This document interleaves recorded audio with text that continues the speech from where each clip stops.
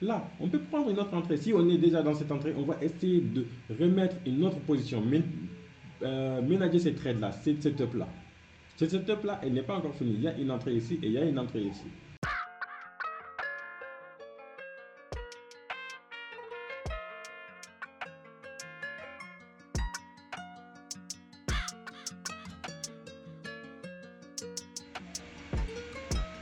Là, c'est bon. Voilà. Je vais revenir encore. Par exemple, là, c'est une structure de reverse. Cette structure de reverse, on ne peut pas se permettre de prendre une entrée risquée. Parce que, pourquoi on ne peut pas prendre une entrée risquée? Parce que le prix est actuellement sur une tendance haussière. On a impulsion, correction, impulsion. Qu'est-ce qui nous dit que le prix ne va pas faire correction, impulsion? On a structure de reverse, oui. Mais, il ne faut jamais oublier la phase. Voilà. Par exemple, si on est sur une structure de H4,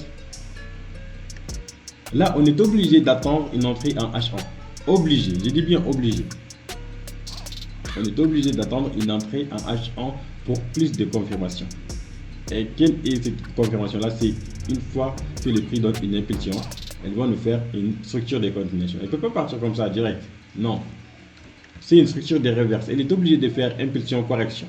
Ce n'est pas une continuation, c'est une structure de reverse. Donc une structure de reverse, quand on a une structure de H4, on attend une entrée de H1 minimum. Et quand on a une structure de H1, là on peut prendre une entrée de M15. Ok? C'est très important ces time frames là. Sur une structure de reverse, on ne peut pas se permettre de prendre une entrée directement comme ça. Quand le prix vient, elle donne un retracement, on prend une trade. Non, ça ne marche pas comme ça. Les retracements, ça marche sur les continuations. Par exemple, quand le prix a fait cette impulsion-là, imaginons qu'il avait fait maintenant une structure de continuation ici. Retracement, on prend. Pourquoi on prend un retracement? Parce qu'il y a une confluence déjà. Il y a le prix qui a fait un changement de tendance, elle fait impulsion, correction et continuation. Pourquoi on ne devrait pas prendre le M5, M15 ici? Pourquoi on ne devrait pas prendre ça?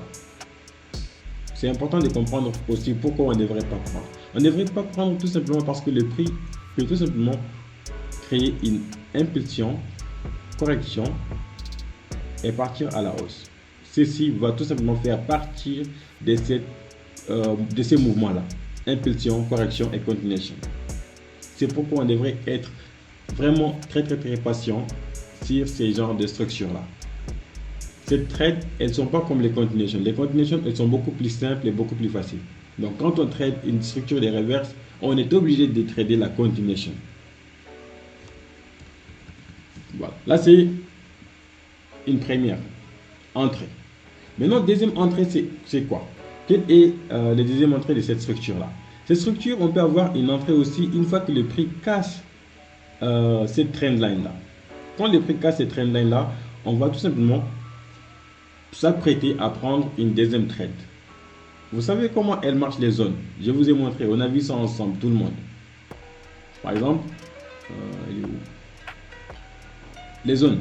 Par exemple, là, on a une structure de continuation, le tight flag. Et là, on a le prix qui nous crée, par exemple, le large flag.